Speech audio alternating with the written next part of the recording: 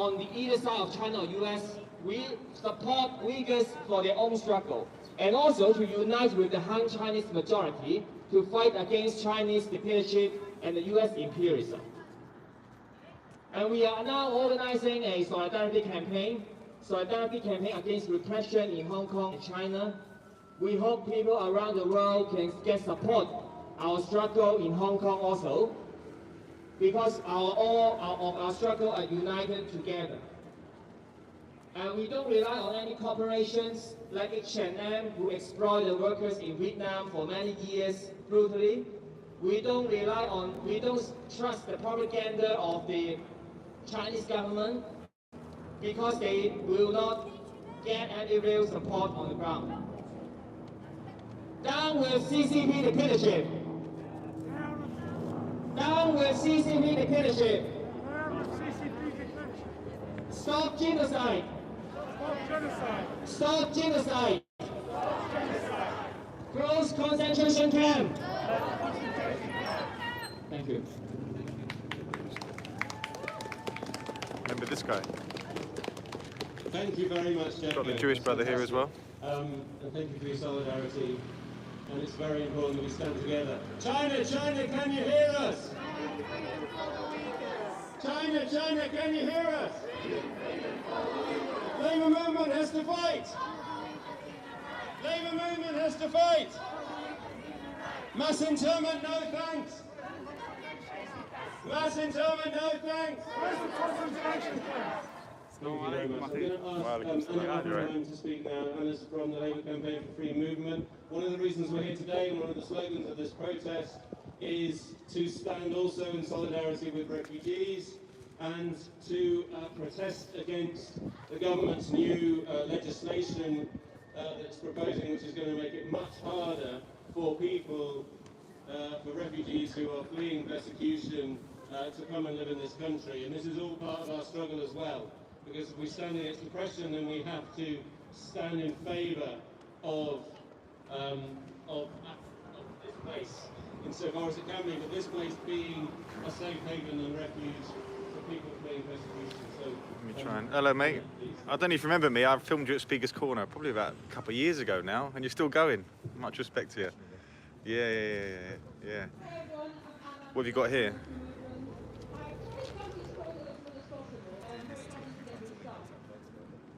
I've seen you actually along the Finchley Road around that way. I have seen. I saw you there with your sign. Yeah. Amazing, you kept going. Much respect for that. A lot of, yeah. Do you think people are finally now actually kicking up enough noise about it, or still?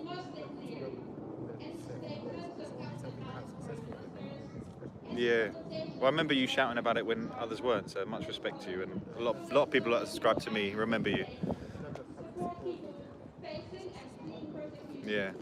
I think it's a powerful message seeing a Jewish person also, fighting for a Muslim cause. So it's a humanity, isn't it? So, yeah, much respect to you. When are you talking? When they let you, right. Nice. The government wants to divide refugees into two categories. The worthy, deserving ones who reach Britain through official resettlement schemes, and so-called illegal, undeserving refugees who often risk their lives each day in other ways because they have no other choice. There is a huge amount of problems with this approach. One of them being there is extremely few safe and legal routes available. Whilst a small number of refugees from places like Syria might well visit the UN family they're lucky and be resettled to the UK, the overwhelming majority of refugees, including people facing persecution for their sexuality, their political views, or their religion, have no access to such routes. So under Free for Those plans, such people's rights in the UK will be extremely limited. Can you guys hear this? Even if the aircraft refugees cases, which we know is very hard. So yeah, spread awareness. Guys, spread the stream. Sabor's coming in a bit. So we'll get a word with Sabor as well. I think, I think we could get a better turnout, to be honest. But mashallah, it's a start, and we're going to start some other ones soon. Let's get this. Let's see if I can get closer then. Let me see. I'll go on the road a bit. A second.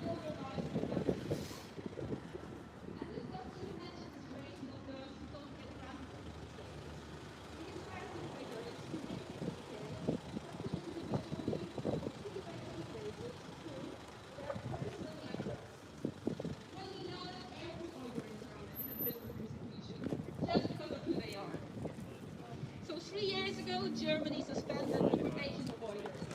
After a 22-year-old man was sent back and disappeared fairly recently. More recently, Sweden was the first country to announce that it would grant Uyghurs automatic refugee status. So imagine now, like many MPs from all major parties have already demanded, that the UK follow suit, that all Uyghurs are automatically granted refugee status. But that's not enough. We need to go further. We need to demand full rights of all refugees and asylum seekers. The right to settle here, to work, to bring their family, and the right to vote, which they already have in Scotland and Wales, so they can truly become full members of our society. And it's nonsense. It's nonsense when Prima Patel said that her doesn't have anything to do with saving people from traffickers. When nothing fuels trafficking, exploitation, or slavery, like depriving people of safe routes, of the right to family reunion, of the right to work legally or claim benefits. These migrants are at the highest risk of exploitation and abuse because they have no other options and no power to defend themselves.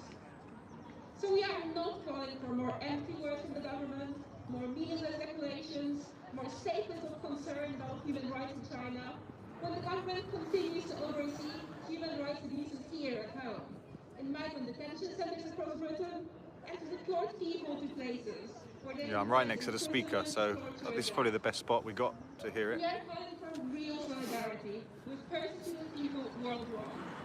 And that must mean safe routes and equal rights for all refugees. And solidarity starts with Principal immediately dropping her horrific, inhumane plans that, if not overturned, will keep going. So we must only fight, we will fight these plans every step of the way. And I hope that all of you here will be part of this struggle, because our struggles are connected. Thank you and solidarity.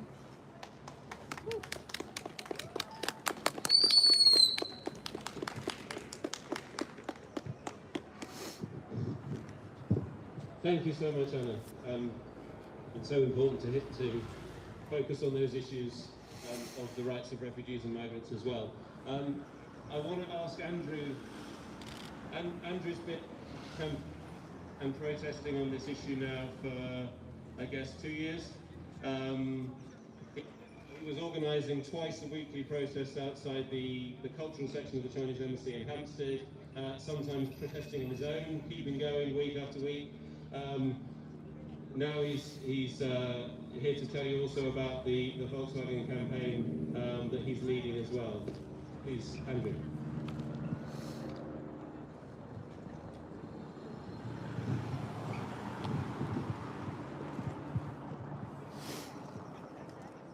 Friends, I want to share some good news with you about the reaction we're getting to our campaign to ask Volkswagen to leave Xinjiang in China. But before I do, I hope you don't mind me sharing a few other words before I come on to that. You are all heroes here today because each one of you is standing up to the world's biggest power.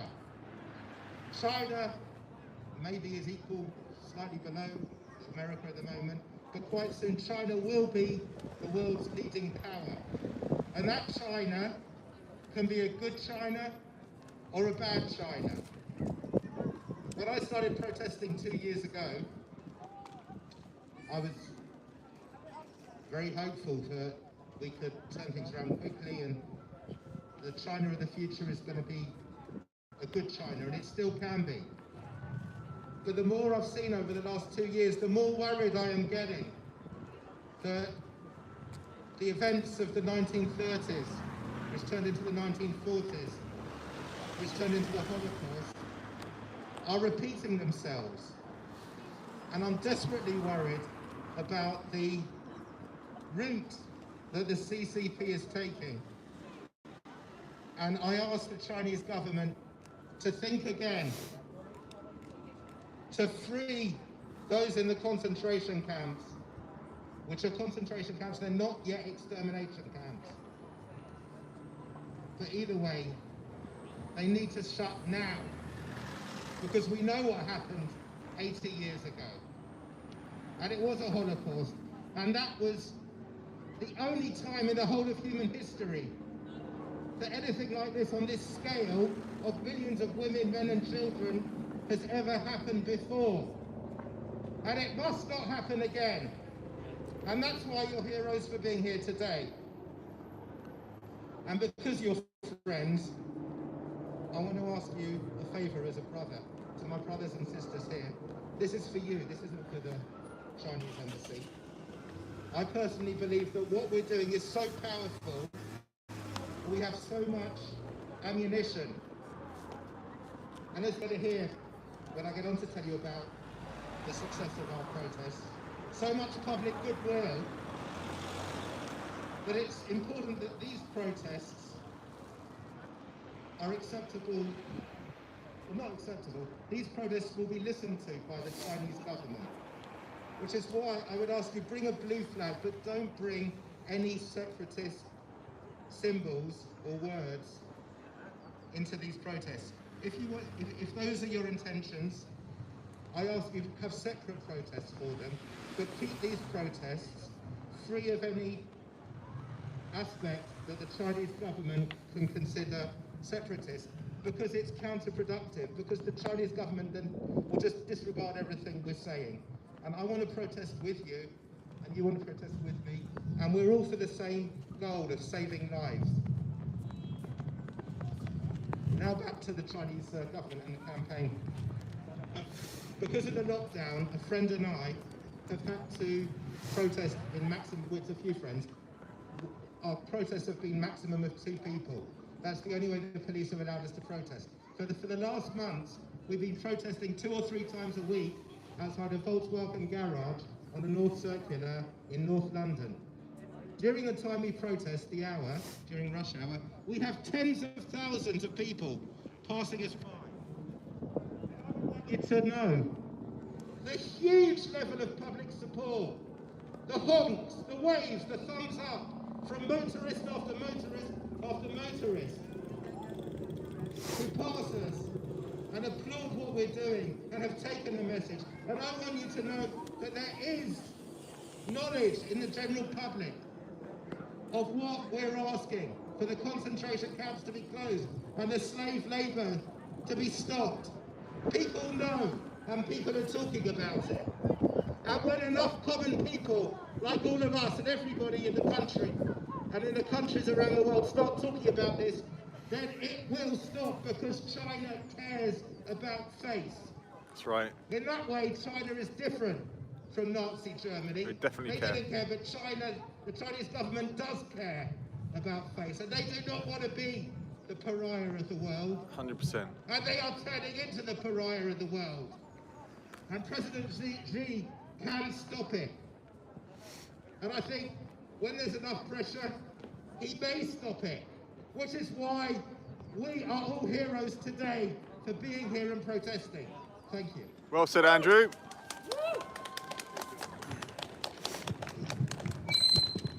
I might get his contact Thank details you, later. Andrew. Thank you so much for the campaign you've been running and the stand you've been taking on the issue of what Volkswagen's doing. Is obviously one of the Western capitalist corporations that's involved in the oppression. Yeah, he's Jewish. In the use of forced labour and slave labour. So his sign is all about the Chinese, the Holocaust not repeating itself. I have to say that the Uyghur people call East Turkestan. Of course, it's getting a bit chilly. I might need to get a jacket in a minute. One of the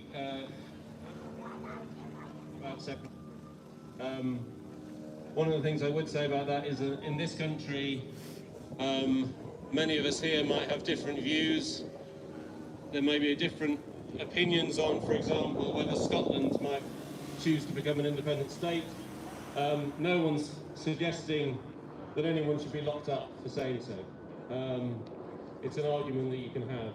And the idea that the Chinese state has criminalized even the advocacy of a nation becoming independent is really something horrific and anathema to all sense of human rights and democracy. We're also here, as Anna reminded us, to campaign for the rights of refugees. So whilst we object and protest against what the Chinese government is doing, we also need to make clear our views to the British government. Say it loud, say it clear, refugees are welcome here. Say it loud, say it clear. Refugees are welcome. Say it loud, say it clear. Say it loud, say it clear. Refugees are welcome here. Thank you very much. I'm going to ask someone else. Fred, do you want to come and say a few words? Fred's here from Anti-Capitalist Resistance, who was supporting the protest here today as well. Fred's going to say a few words.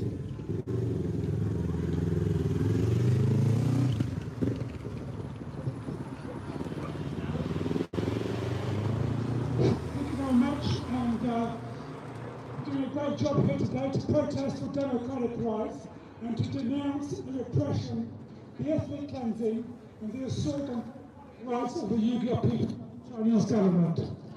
Some people may say this is all Western propaganda and lies, but there is plenty of evidence for there is to be no doubt that China is engaged in massive repression of millions of Uyghurs and putting them in concentration camps.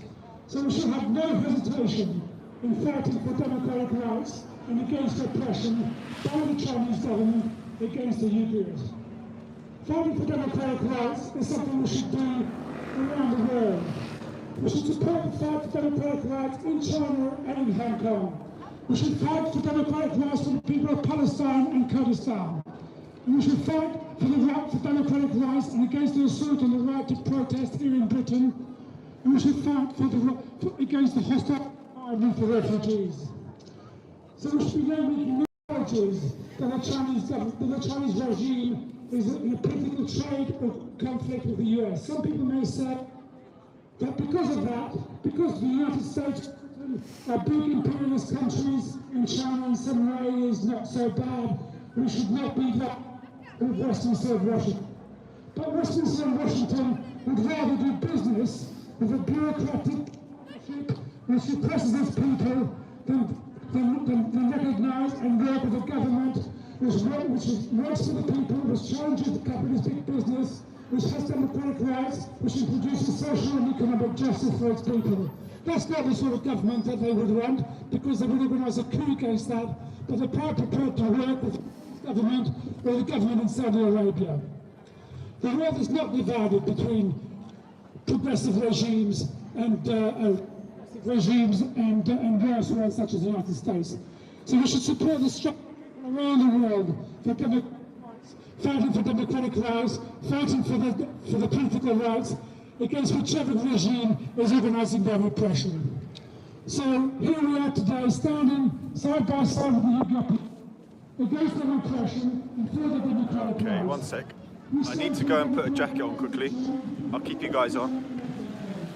So, good to hear some of the people frontlining there. I would have let everyone know about this, but I only found out about this literally an hour ago. And I quickly jumped in my car and popped here. So, good to see what it's all about. And like I say, there will be more in the future. But let me just get a jacket first. 1 second.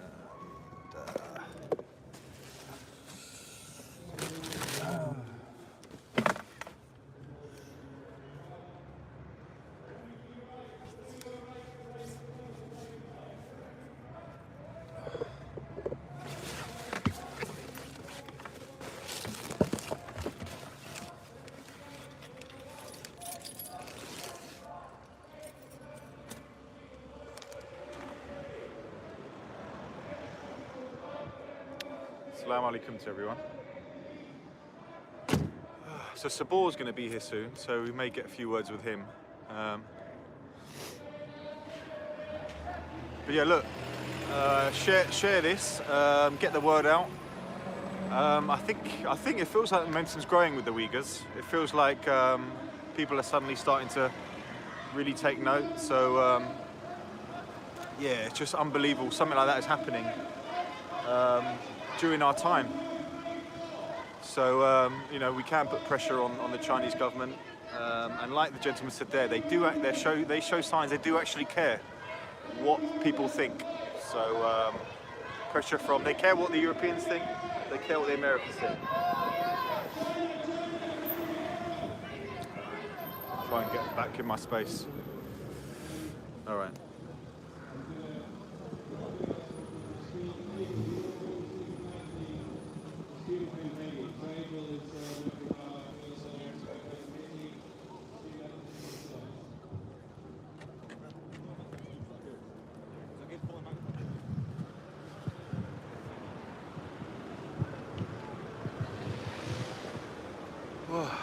Hi. Yeah, I'm able. It's great to be. This is the first time I've been to one of these protests. I'm from Newcastle, in the north of England, so to see the energy people organising on the streets is really important, and a really strong show of strength. I've been organising with the Uyghur Society at my university in SOAS. I think universities are a really important place for people to talk about these issues. They've always been a place of new ideas about challenging people in power. And there's a strong history of that of students at SOAS, but I think all students, whatever university you're at, a really brilliant place to organise and not only raise awareness but also take action on this and make a real difference. We won't wait for, we know we can't rely on simply pressuring to ask nicely, but we'll organise and we'll make ourselves unignorable by doing protests like this. Recently we've organised in the student union to pass motions calling for the university to end ties with the forced labour camps. A lot of universities, a lot of other corporations, obviously, as we know, profit off the oppression of the Uyghur people. But through organising, we can call it out, make it known to all students. And the student union at SOAS has demanded that the university cut all ties with that, which I think is an important step. Okay. Yeah, and likewise, with refugee rights, it's something that we can't sit by and do, and sit by and think idly about, think of something as only words. It's something we need to be out demanding on the streets, and of course, making more people hear what we're saying. So yeah, and beyond that, beyond our protests, I think we have a lot of power to make change, and we're really hopeful about what's happening here is growing. I'm sure you can all see more people becoming aware, taking action. We know with a lot of people like myself who are students at the university, we're not so far away. We might feel far away from these issues, but all the connections are right around us. The huge clothing shops that profit off the forced labour are right around us, and some people even rely on it for jobs. But that's where our power is. That's where we can organise, we can disrupt, we can make the system unworkable. That's what we're doing here, and I'm sure it's what we'll keep doing. So yeah, if anyone's a student here and wants to organise further, check out what the SOAS Uyghur Society are doing. I'm working with other universities, for example, students in California. This is an international fight across borders about human rights. So yeah, check out the work that's going on and organise in our universities. Yeah, thanks.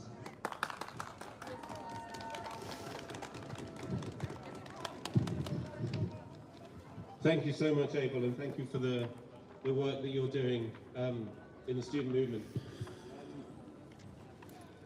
I'm going to ask Ben, who's from the Uyghur Solidarity Campaign, to come and talk as well. Okay.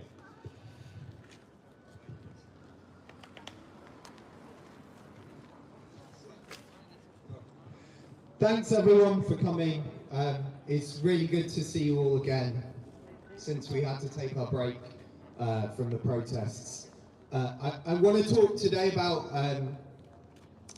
well, first about something that we've found out from some fantastic investigative journalists over the last few weeks that I think tells us a lot about the situation that we face, about the so-called allies that have postured in our defence, in defence of this cause, and the way forward that we have to take. So many of you will remember that last year Donald Trump, the racist, narcissistic president of the United States, postured and made a lot of noise about TikTok, the Chinese social media corporation, and how dangerous it was and how we needed to attack TikTok and force it to sell its operations in order to protect the human rights of people in East Turkestan, in Hong Kong and the rest of China.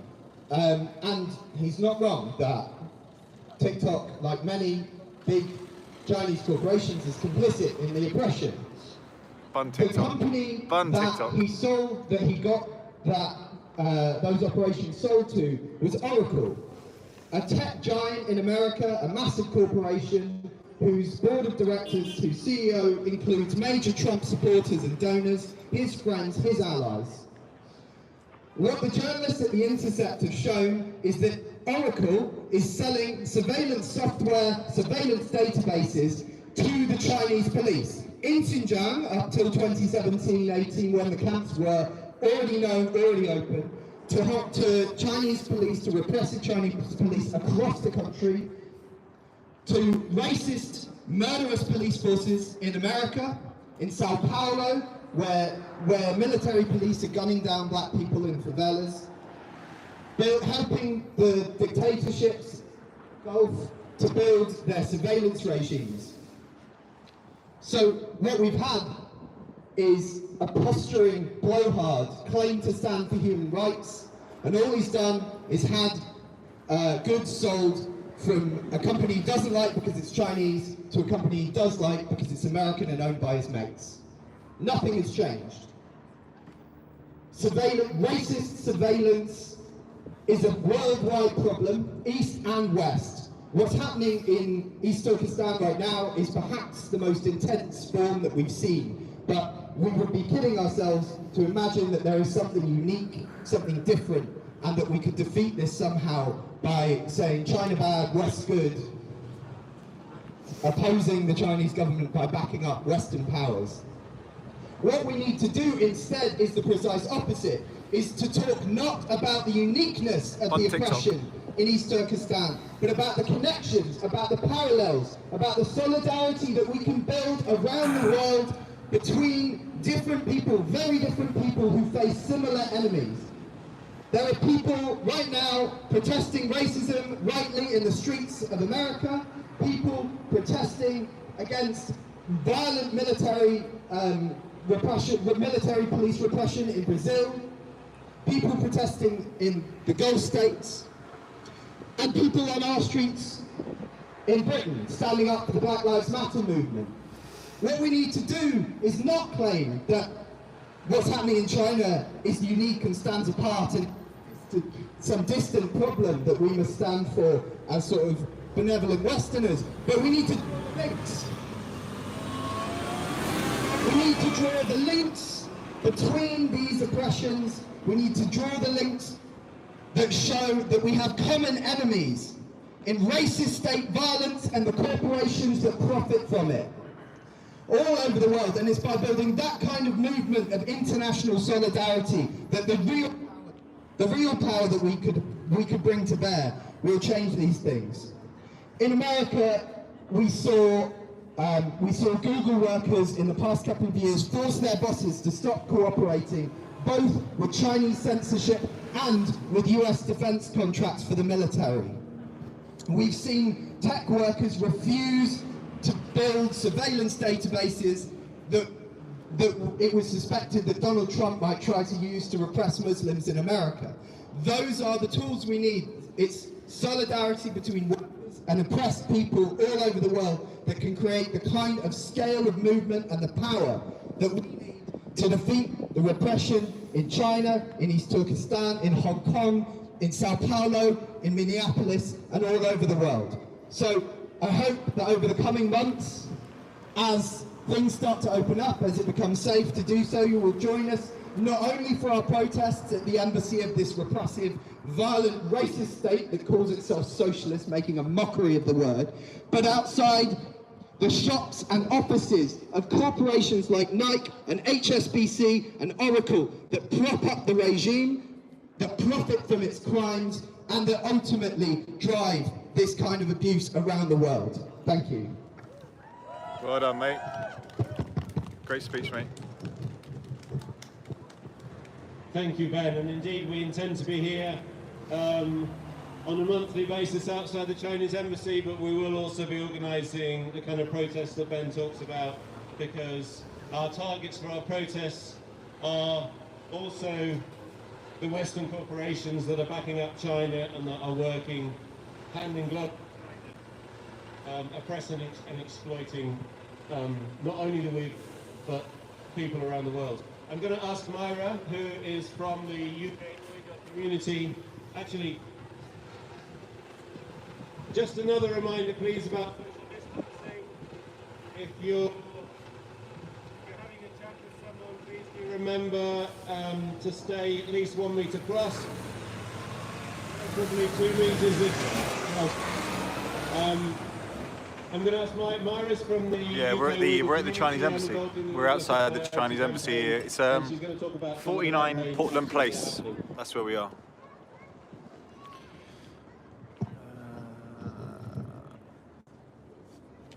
So hi everyone, my name is Myra and I'm a UK community, Uyghur community charity chair. Thank you very much for coming, joining us today. It's a bit cold, but yeah, we really feel your solidarity. And I really want to thank you on behalf of the youth community in the UK. So it's been so much said on the genocide that is happening in Uzbekistan on Uyghurs and other minorities, as well as atrocities that's been applied to Falun Gong, Hong Kongers and Tibetans, as well as Mongolians. So, but I would like to highlight some actions that need to be taken. So first of all, I would like and I urge you to take your knowledge on the Uyghur genocide to your family, friends, community, anyone who you connected with and engaging. So secondly, I would like to write to your MPs, Member of Parliament, so and let them know that you are concerned about the Uyghur genocide and put it on their agenda so that they are aware of their constituents' care. Also sign and circulate the petitions of two Holocaust survivors, who's Dorit and Ruth. So they are asking to meet the Prime Minister and discuss the concerns about the Uyghur genocide. It's all online, it's all available. And another action that you can take is don't boycott Chinese products, products of slave labor. So Chinese clothes, PPE, wigs, hand and craft ketchup, Nike, Zara, Uniqlo, Volkswagen. So from companies that are involved in civilians, such as Huawei, Hikvision, Dahua, ByteDance, TikTok, SenseTime, and ZTE. Support the Winter Olympics campaign to grant Beijing 2022 as the genocide. Got some good ideas here. What we can do is action. We need to, what you can do, you can target and ask the main sponsors of the games, raise awareness of them, ask them if they are aware of what's happening, because they're going to contribute to the genocide that is happening in Uzbekistan. So you can become a student ambassador. So you're welcome to become a student ambassador for the Uyghurs to spread awareness on campus and challenge research, educational and funding links with entities involved in genocide or slave labor. So I'm happy to share contacts. So if you've got students here or you know students who would like to join, please do refer to me.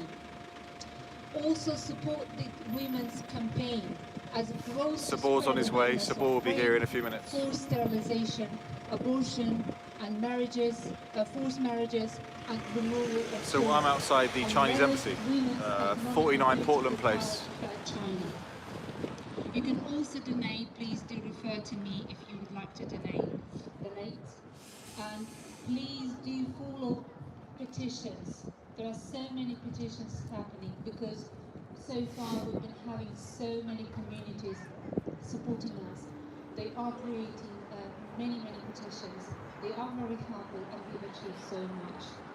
So we do protest here, as David mentioned, every single month of the 5th, and hopefully from today we're going to be having it on a regular basis. And it starts from 6 and clear on the 5th of each month. And we do have another place which is Chinese cultural reception at 11 West Heath Road, Hampstead, which is happening every Tuesday and Wednesday at 6 p.m. and Andrew is in charge of it. And also please do speak to Andrew if you would like to protest against the so opposite the or against the Volkswagen dealers races. And yes, so there are so many things we can do. We're afraid to stop the brutal atrocities in Uzbekistan. So we need to take these actions. Again, I would like to thank everyone who is here today, and I do agree with Adrian and Andrew that we are all heroes, and we really appreciate as always that your support, your encouragement, and we would like to thank you. Today, Uyghurs, Hong Kongers and Tibetans are subject to genocide, but tomorrow it might be you. Thank you very much.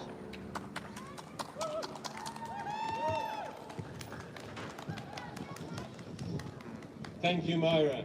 And please do take up those campaign actions. For Uyghur Solidarity Campaign, we've not been giving out leaflets today. How can people get hold of you? I've got a couple hundred people. We don't want to do anything that is going to increase COVID transmission risks. Please do look up our website. If you're not already on our emailing list, please look up our website, UygurSolidarityUK.org. There's a contact point on there where you can sign up for the email list. Please look out for us on social media. We're on Twitter, Facebook and Instagram, and follow our actions. We'll be organising more protests. Every protest that we organise, that you take part in, whether it's protests like this on the streets, whether it's online, whether it's lobbying governments. It all makes a difference. It's all adding to the pressure, which importantly we hope and believe that the pressure around the world will help to create echoes inside China of the enormous working class in China that has the potential to be an incredibly powerful labour movement, and that we sometimes see expressions of that even in a country where independent trade unions are made illegal. We sometimes see expressions of that in the form of strikes. So it's so important to keep up the protesting. Can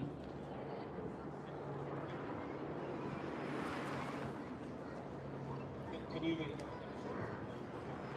Okay, we've got one more. Speaking of international solidarity, we've got one statement to read out from a socialist group in Germany called Left Echo, which Ben is going to read. We're basically at the end of our allotted time, so we'll do that. We'll do a few chants. Thank you everyone for coming, and we'll be here. We'll be back here again soon. Please stay social. Please stay social distance just for these last few minutes of the demo. Thanks. Sorry to run in at the last minute, but I wanted to make sure. I think, as I was saying, the movement that we need to build is international. So the connections that we're trying to build with campaigns around the world that stand for what we stand for, I think are some of the most important bits of what we can do.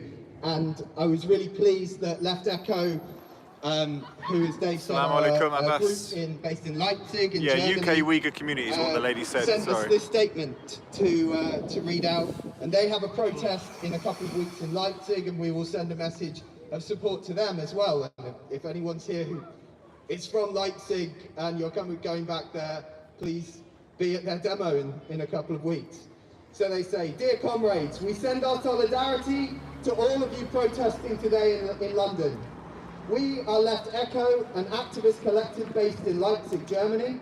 Our group aims to inform about political struggles in Greater China and build solidarity within the political left. We are glad to see your commitment in fighting the persecution of Uyghur and other predominantly Muslim peoples in northwest China, and happily contribute a statement to today's protest.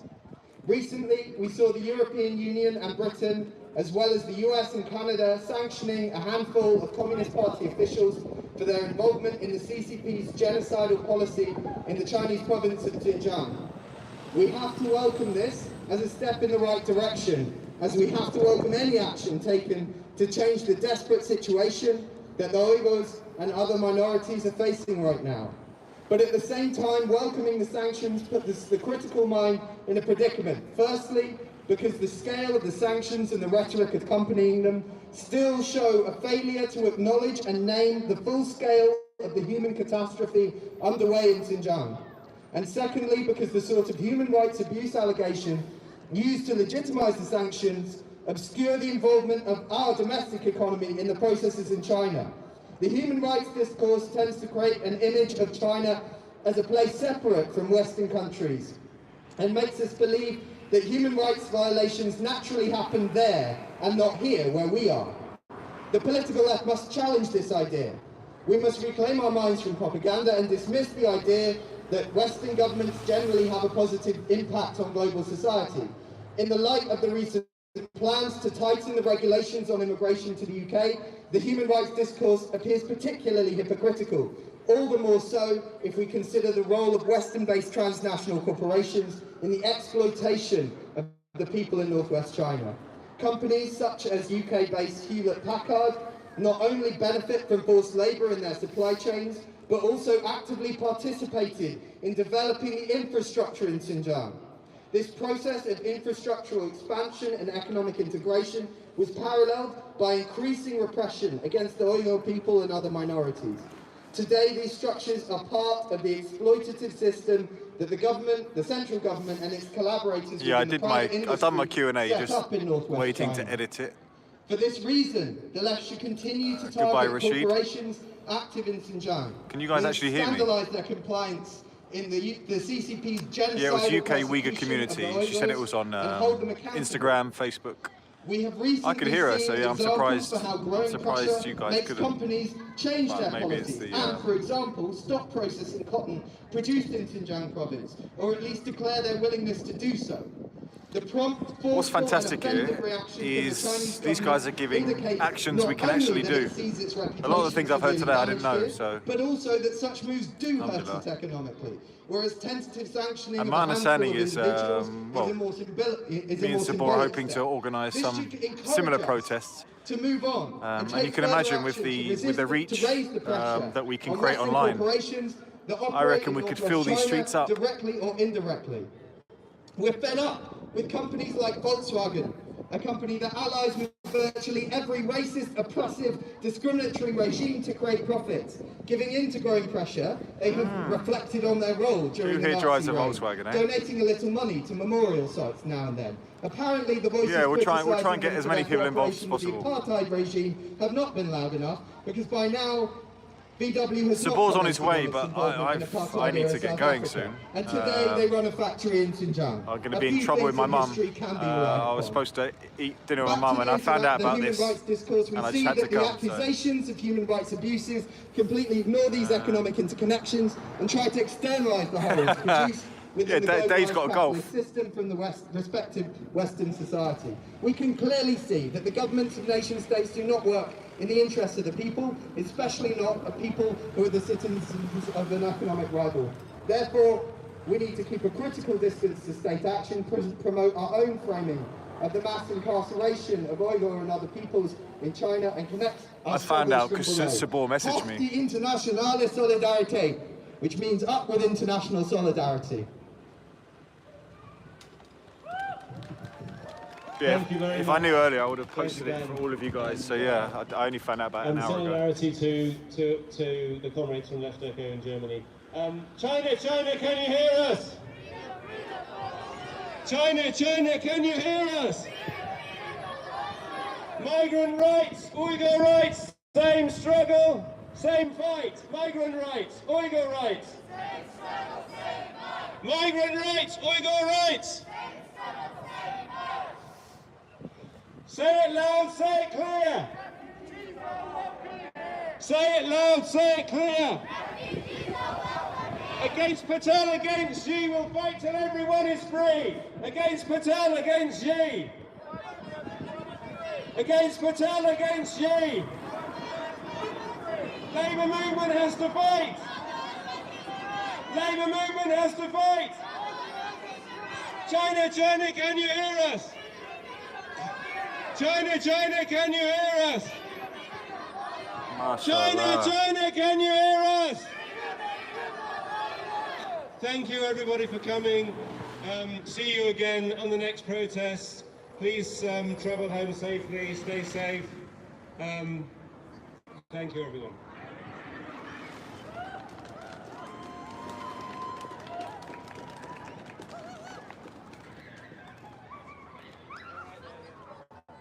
MashaAllah.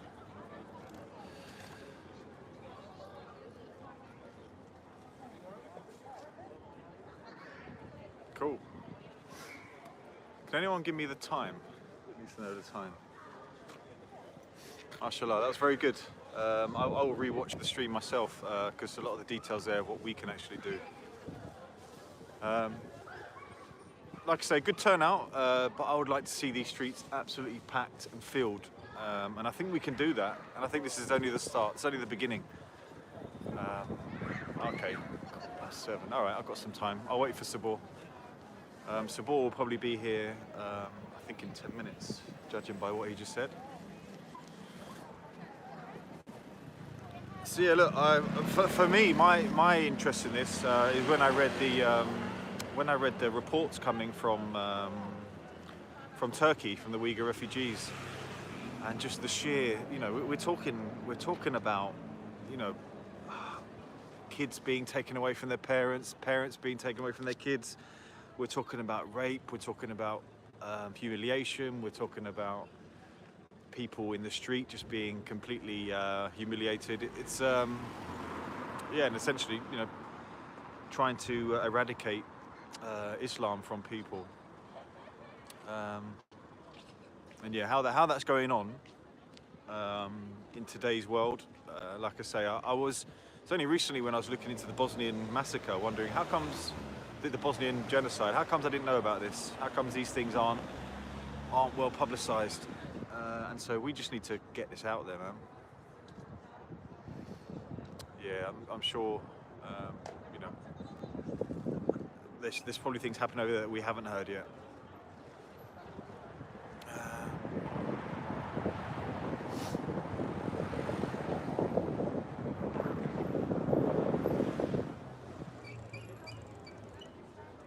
I don't know if I should call Sabor and just let him know that it's over now.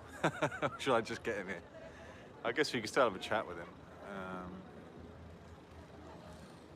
Yeah, the Bosnian genocide. So I heard about it. It's like 100,000 people killed and 50,000 women raped. And you know, you hear about the Holocaust. Quite rightly, you hear the remembrance of. There's lots of things going on.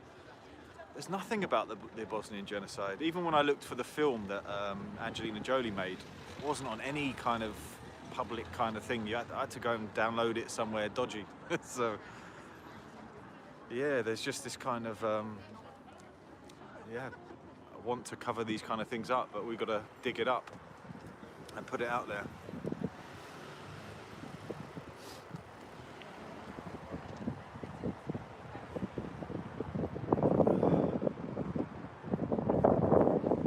Look, here's the thing for me, yeah.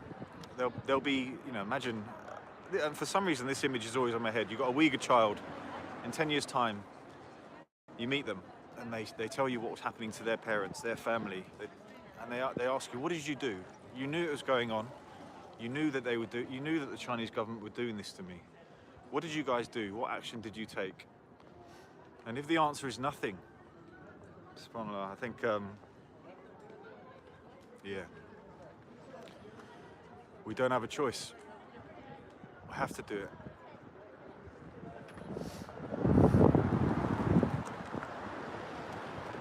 So I'm only walking around like this because I'm cold.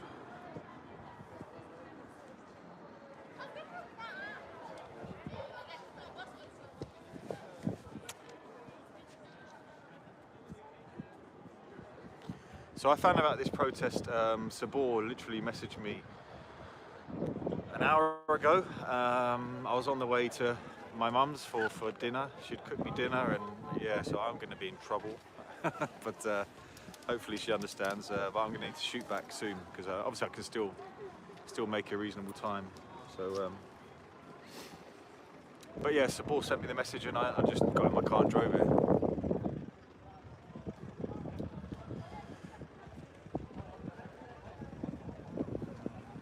And surprisingly, I got here really quickly. Actually, there's no traffic, but I guess it is Easter Monday.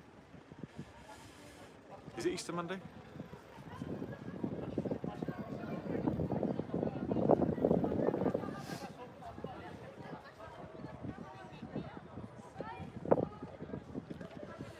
Right, what I might actually do, because there's no point in me sitting out here, I may actually get inside my car. Yeah, let's do it. Look, there's going to be plenty of things on my channel. Make sure you subscribe to Sabor as well, who, mashallah, is really the frontliner in all the work he's doing. Make sure you keep aware of what's planned. And look, I think at the very least, change your profile picture to the Uyghur, get the awareness, share the streams. And, you know, if some of you can come down to the protests when we arrange them, that would be great. We're going to organise petitions. All right.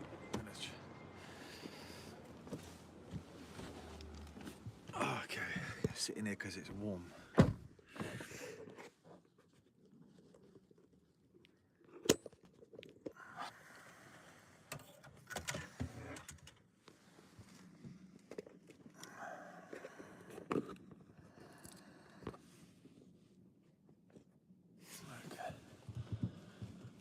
It is cold, yeah.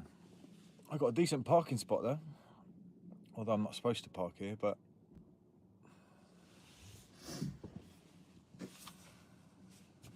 wa alaikum salam.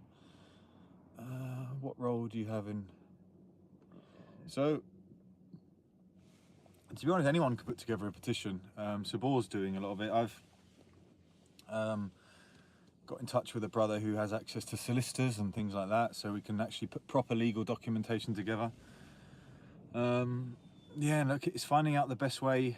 And look, there's this, I forgot the name of it, the amendment, is it the trade amendment agreement, where Britain can't trade with countries where genocide is going on.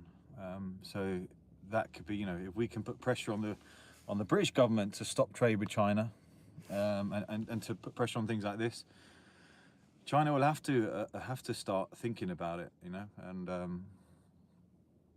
I think, look, the gentleman there and the lady mentioned many things that we can start boycotting and things like that. Interesting to see TikTok was mentioned again, and how they are, looks like they are selling information and things like that. So, you know, how did BLM get so big?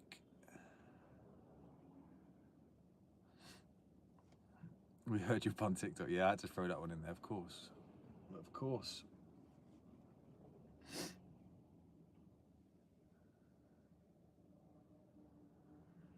John, do you know anyone that can organise a... We've got enough, like I say,